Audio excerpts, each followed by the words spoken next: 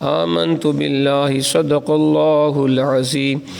لینفق چاہیے کہ خرچ کرے، ذو سعت من سعتی وسعت والا اپنی وسعت کے مطابق، ومن قدر علیہ رزقہ اور وہ تنگ کر دیا گیا ہے جس پر اس کا رزق، فلینفق مما آتاہ اللہ تو وہ خرچ کرے اس سے جو اللہ نے اسے دیا ہے۔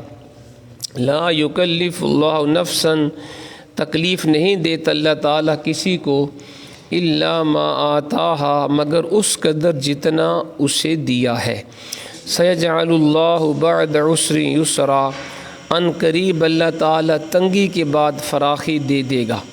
وکأی من قریہ اور کتنی بستیاں تھیں، عتت عن امر ربیہا جنہوں نے سرتابی کی اپنے رب کے حکم سے، ورسلہ اور اس کے رسولوں کے فرمان سے، فحاسبناہا حسابا شدیدا تو ہم نے بڑی سختی سے ان کا محاسبہ کیا، وعذبناہا عذابا نکرا اور ہم نے انہیں بھاری سزا دی، فذاقت وبال امرہا پس انہوں نے اپنے کرتوتوں کا وبال چکھا، وکان عاقبۃ امرہا خسرا اور ان کے کام کا انجام برا، بڑا خسارہ تھا۔ اعد اللہ لہم عذابا شدیدا تیار کر رکھا ہے اللہ تعالیٰ نے ان کے لیے ایک سخت عذاب۔ فاتقوا اللہ پس اللہ سے ڈرتے رہا کرو، یا اولی الالباب اے دانش مندو، الذین آمنوا جو ایمان لائے ہو، قد انزل اللہ علیکم ذکرا بے شک اللہ تعالیٰ نے نازل فرمایا تمہاری طرف ذکر۔ حضرت محترم بھی آپ قرآن مجید فرقان حمید میں سے 28واں پارہ سورۃ الطلاق کی آیت نمبر 7 تا 10 کی تلاوت اور ترجمہ سماعت فرما رہے تھے۔ گزشتہ درس میں ہم نے پڑھا اللہ کریم نے فرمایا انہیں ٹھہراؤ، یعنی اپنی بیویوں کو ٹھہراؤ جہاں تم خود سکونت پذیر ہو اپنی حیثیت کے مطابق، اور انہیں ضرر نہ پہنچاؤ، تکلیف نہ پہنچاؤ تاکہ تم انہیں تنگ کرو۔ اگر وہ حاملہ ہوں تو ان پر خرچ کرتے رہو یہاں تک کہ وہ بچہ جنیں، پھر اگر وہ بچے کو دودھ پلائیں تمہاری خاطر تو تم انہیں ان کی اجرت دو، اور اجرت کے بارے میں آپس میں مشورہ کر لیا کرو دستور کے مطابق۔ اگر تم آپس میں طے نہ کر سکو تو اسے کوئی دوسری دودھ پلائے۔ گزشتہ درس میں ہم نے اس آیت کی تلاوت پڑھی، اس کا ترجمہ تفسیر سنی۔ آج کے درس میں اللہ کریم اسی مضمون کو آگے بیان کر رہا ہے کہ خرچ کتنا کرنا چاہیے دودھ پلانے والی عورت پر یا اپنی بیوی پر، اور پھر فرمایا کہ جن قوموں نے اللہ کی نافرمانیاں کی اللہ نے ان کے اوپر عذاب نازل کیا۔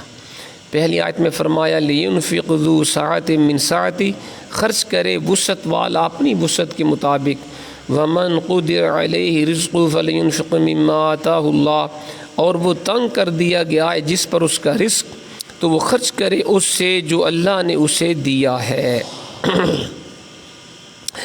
باپ کو اللہ کریم اس آیت میں نصیحت فرما رہا ہے کہ اگر وہ خوشحال ہے تو فراخ دلی سے اپنے بچے کی رضاعت یعنی اس کے دودھ پلانے کا معاوضہ وہ ادا کرے، بخل کنجوسی سے کام نہ لے۔ لیکن اگر وہ باپ غریب ہے تو بحسب توفیق جتنی طاقت ہے وہ دودھ پلانے والی عورت کو، خواہ اس کی اپنی بیوی ہے یا کوئی اور ہے، وہ دے دے، وہی کافی ہوگا۔ اللہ تعالیٰ کسی کو اس کی طاقت سے زیادہ تکلیف اس کو نہیں دیتا۔ پھر فرمایا لا یکلف اللہ نفسا الا وسعها الا ما آتاہا تکلیف نہیں دیتا اللہ تعالیٰ کسی کو مگر اس قدر جتنا اسے دیا ہے۔ سیجعل اللہ بعد عسر یسرا ان قریب اللہ تعالیٰ تنگی کے بعد فراخی دے دے گا۔ بڑا پیارا یہ قرآن کا اصول ہے جی۔ فرمایا اگر کسی وقت غربت تنگ دستی کا تمہیں سامنا کرنا پڑے گا تو گھبراؤ نہیں، جی لگا کر محنت کرو، صبر کا دامن ہاتھ سے مت چھوڑو۔ اللہ تعالیٰ کی رحمت سے کوئی بعید نہیں کہ تمہیں بہت جلد وہ خوشحال بنا دے۔ تو ہر بندے کے اوپر بعض اوقات تنگی آتی ہے، غربت آتی ہے، پریشانی آتی ہے، تو قرآن کا گھبرانا نہیں، مصیبت بھی آ جائے، پریشانی بھی آ جائے، تنگ دستی بھی آ جائے، محنت کرو، محنت کرنا تمہارا کام ہے، تنگ دستی کو خوشحالی میں بدلنا تمہارے رب کا کام ہے۔ پھر فرمایا وَكَأَيٍّ مِّن قَرْيَةٍ عَتَتْ عَنْ أَمْرِ رَبِّهَا وَرُسُلِهِ فَحَاسَبْنَاهَا حِسَابًا شَدِيدًا وَعَذَّبْنَاهَا عَذَابًا نُكْرًا، کتنی بستیاں تھیں جنہوں نے سرتابی کی یعنی نافرمانی کی اپنے رب کے حکم سے اور اس کے رسولوں کے فرمان سے، تو ہم نے بڑی سختی سے ان کا محاسبہ کیا اور ہم نے انہیں بھاری سزا دی۔ استغفر اللہ۔ بہت سے ایسے احکام پچھلی آیات میں مذکور ہوئے ہیں جن کا تعلق مسلمانوں کی ازدواجی زندگیوں سے تھا۔ مناسب طور پر ان احکام کو پورا کرنے کی بھی اللہ کریم نے تاکید فرمائی۔ اب بڑے کھلے الفاظ میں اللہ تعالیٰ اس آیت میں بتا رہا ہے کہ اگر تم نے اپنی پسند اور ناپسند کے احکام الہیہ پر، اگر تم نے اپنی پسند اور ناپسند کو اللہ کے احکام کے اوپر ترجیح دی، مقدم رکھا، اپنی نفسانی خواہشات کو تم نے ترجیح دی اور اللہ تعالیٰ کے احکام کو تم نے چھوڑ دیا، پسے پشت ڈال دیا، تو اس کا انجام بڑا عبرتناک ہوگا۔ ذرا ان قوموں کی تاریخ پڑھو، ان برباد شدہ شہروں اور بستیوں کی درد بری داستانیں سنو جنہوں نے اللہ تعالیٰ کے حکم کی نافرمانی کی، اس کے رسولوں کی اطاعت سے منہ پھیرا، جنہوں نے سرکشی نافرمانی کا راستہ اختیار کیا، تو ہم نے بڑی سختی سے ان سے باز پرس کی اور ان پر ایسا عذاب نازل کیا جس نے ان کو تیس نیس کر کے رکھ دیا۔ قرآن میں مختلف جگہوں پہ پیچھے بھی گزرا ہم نے پڑھا کہ اللہ کریم نے پہلی اقوام کے اوپر کتنے طرح طرح کے عذاب نازل کیے۔ جب ان قوموں نے اللہ رسول کی نافرمانی کی، قوم عاد، قوم لوط، قوم نوح، قوم موسیٰ، قوم عیسیٰ، قوم شعیب، سب کے قرآن نے ذکر کیا ہے کہ جب اللہ رسول کی نافرمانیاں کی، اللہ نے قوموں کو تباہ و برباد فرما دیا۔ پھر فرمایا فَذَاقَتْ وَبَالَ أَمْرِهَا وَكَانَ عَاقِبَةُ أَمْرِهَا خُسْرًا، بس انہوں نے اپنے کرتوتوں کا وبال چکھا اور ان کے کام کا انجام نرا خسارہ تھا۔ اس دنیا ہی میں ان کو ان کے کرتوتوں اور بدعمالیوں کا مزہ چکھا دیا گیا۔ ان سابقہ اقوام جنہوں نے اللہ رسول کی نافرمانیاں کی، اللہ نے دنیا میں ان کو نافرمانی کا مزہ چکھا دیا۔ انہوں نے جیتے جی اپنی آنکھوں سے دیکھ لیا کہ سرکشی کی جو روش انہوں نے اختیار کی اس کا انجام کتنا خوفناک تھا۔ وہ تو اپنی یاریوں اور نوسر بازیوں میں بڑی منفیتوں کی آس لگائے بیٹھے تھے، لیکن یہ سب ان کی حماقت اور نادانی تھی۔ آخر کار انہیں گھاٹا ہی گھاٹا ہوا، انہیں ایسا خسارہ ہوا جس کی تلافی کی کوئی صورت ہی نہیں تھی۔ آپ دیکھیں قوم شعیب بڑی بڑی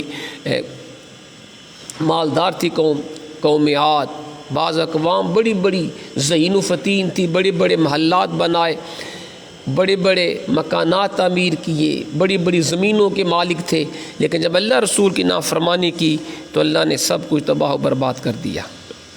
پھر فرمایا اعد اللہ لہم عذابا شدیدا فاتقوا اللہ یا اولی الالباب، تیار کر رکھا ہے اللہ تعالیٰ نے ان کے لیے ایک سخت عذاب، پس اللہ سے ڈرتے رہا کرو اے دانش مندو، الذین آمنوا جو ایمان لائے ہو، قد انزل اللہ علیکم ذکرا، بے شک اللہ تعالیٰ نے نازل فرمایا تمہاری طرف ذکر۔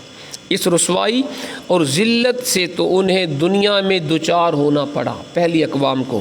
روز محشر جب وہ اپنی قبروں سے اٹھیں گے تو اب ان کے لیے ایسا دردناک عذاب تیار کیا ہوا ہے، اس عذاب کو وہ پائیں گے جس کا بھی وہ تصور بھی نہیں کر سکتے۔ یعنی دنیا میں بھی وہ قومیں ذلیل و خوار ہوئیں اور آخرت میں بھی عذاب ان کا مقدر ہوگا۔ اس سرزنش کے بعد اللہ تعالیٰ اہل عقل کو اللہ تعالیٰ اپنے سے ڈرتے رہنے کی تلقین فرما رہا ہے۔ الذین آمنوا فرما کے اللہ نے اس حقیقت کو ظاہر کر دیا کہ دانا لوگ وہ نہیں ہوتے، سمجھدار وہ نہیں ہوتے جو مختلف علوم و فنون کے ماہر ہوں، جو بڑے چال باز، بڑے ہوشیار سیاستدان ہوں، بلکہ حقیقی دانش مند لوگ تو وہ ہیں جن کے دلوں میں ایمان کا چراغ روشن ہے۔ ہم سمجھتے ہیں عقل مند وہ ہے جو بڑا مالدار ہے، بڑا چلاک، ہوشیار ہے، سچ کو جھوٹ، جھوٹ کو سچ کرنے والا۔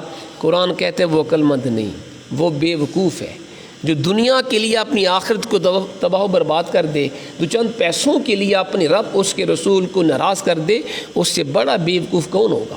عقل مند وہ ہے جو اپنے رب کو راضی کرے، اس کے پیارے حبیب علیہ السلام کے فرامین پہ چلے، جس کی دنیا آخرت سنورے وہ عقل مند ہے، جس کا ایمان سلامت ہو وہ عقل مند ہے۔ ہم مال و دولت کو بعض اوقات ایمان کے اوپر بھی ترجیح دیتے ہیں، ایمان کی خیر ہے جی پیسہ ملے، حالانکہ ایمان سب سے بڑی قیمتی دولت ہے۔ جو بندہ ایمان لے کر دنیا سے چلا گیا، جس کا ایمان سلامت رہا، وہ سب سے خوش بخت ہے۔ اللہ تعالی ہمیں عمل کی توفیق عطا فرمائے۔